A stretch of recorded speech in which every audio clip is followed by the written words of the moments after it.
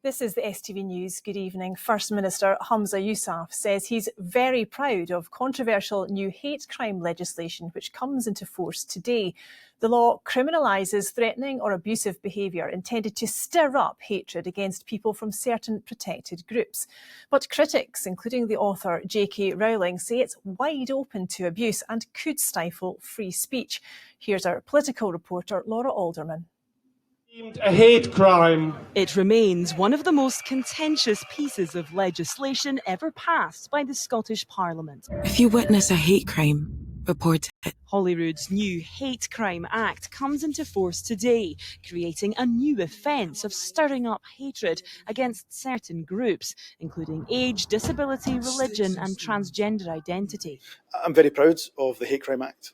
We have seen, I'm afraid, not just in the UK and of course Scotland, but right across many parts of the world, this kind of rising tide of hatred against people because of their protected characteristics. And Scotland, having this hate crime legislation, protecting people, giving them that protection from hatred, while at the same time protecting people in terms of the freedom of expression. Some feminist groups, however, say there's a lack of protection in the new law for women, including Harry Potter author J.K. Rowling, who in a post on X today dared the police to come and arrest her if her gender-critical views were now against the law. We have real concerns about the implications on free speech, that there's going to be a lot of self-censorship.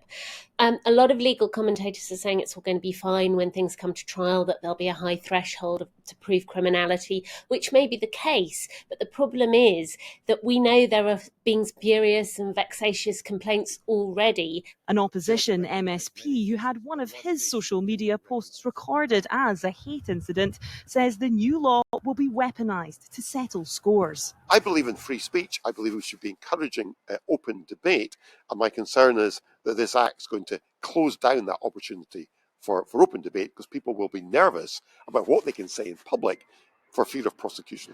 Police Scotland has committed to investigating every single hate complaint it receives, but policing bodies say that could make officers' workloads unmanageable.